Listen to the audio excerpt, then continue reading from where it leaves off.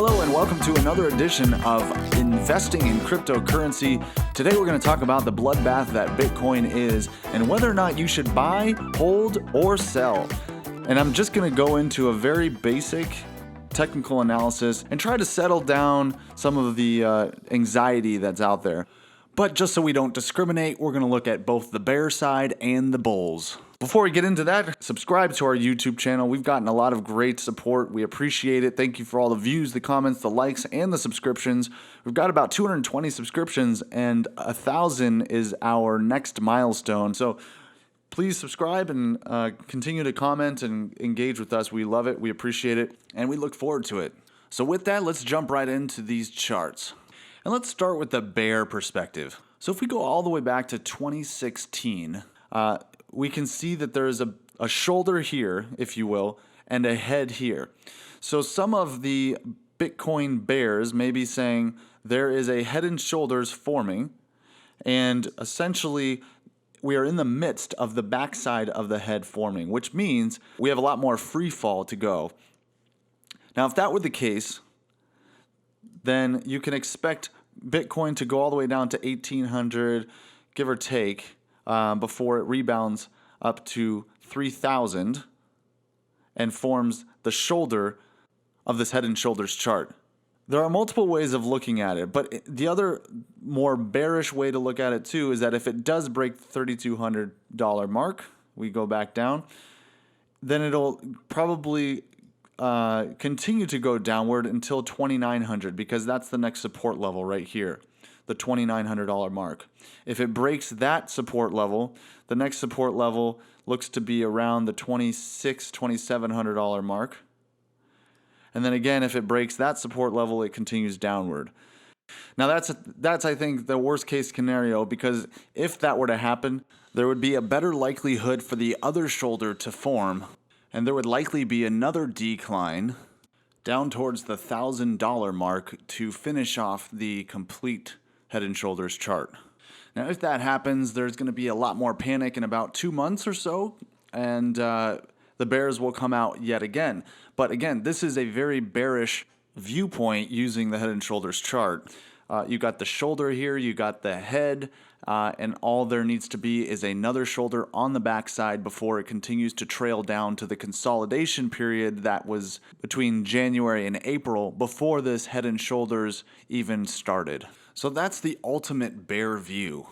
And if you agree with that viewpoint strictly based on technical analysis, without considering any of the positive subjectivity and other factors such as the progress and the support that Bitcoin has had over the last several months and years on a global scale, you might want to sell your Bitcoin.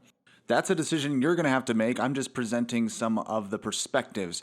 So let's move to a more bullish perspective. The other view is that this is a basic correction, a blip in the map, if you will, and a correction that had to happen eventually in order for continued progression upwards. Nothing can ever go all the way up and never stop, right? So you look at what happened from July 2017 all the way up to September 1st, and in that 3.5 month period, Bitcoin went from $1,800 to $5,000, going up 2.5 times. That's a pretty good progression, and one could argue that that progression might continue, but before additional progression, there has to be correction. So this is a necessary adjustment before the progression continues. So with that bullish aspect in mind, let's go ahead and zoom in to the last couple of weeks. By the way, these are day candlesticks. But if you zoom into the last couple of weeks, you can see that there's a shoulder right here, and then there's a head right here. So one could argue that this could be a deformed shoulder on this side, or we're in the midst of creating the second shoulder of that head and shoulders chart. But in any case, regardless of how this second shoulder is formed, the $3,200 support line has not been breached, and it doesn't look like it will be breached. In fact, there's some recovery that's taking place.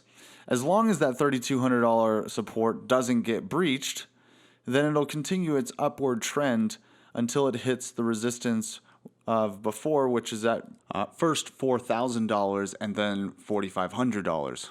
So that's what you could look forward to, is a potential bounce back up to those formerly established resistance values.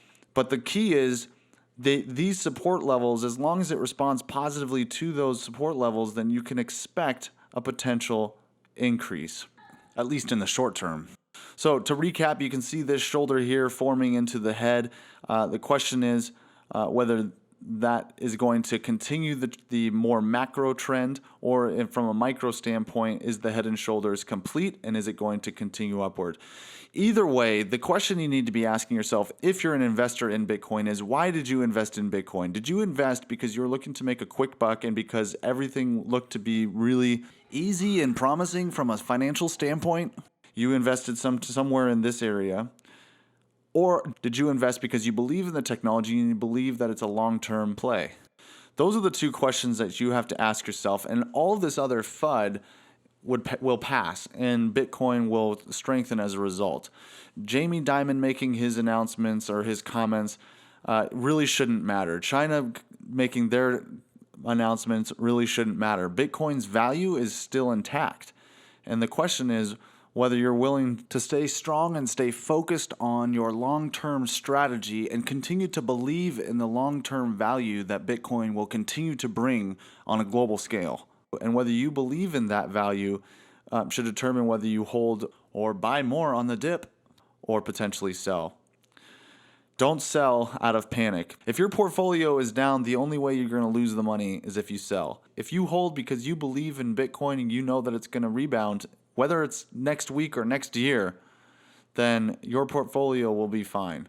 So that's all I've got. I hope this perspective, both from a bearish side and a bullish side, I hope it helped you analyze your position more objectively rather than emotionally.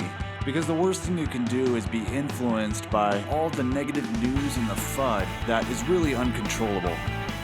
Leave us a comment, ask any questions that you have. You can email us at cryptovice@gmail.com. Follow us on Twitter at CryptoVice1, and subscribe to our YouTube channel. Thanks again for joining. Appreciate your support, and we'll see you next time.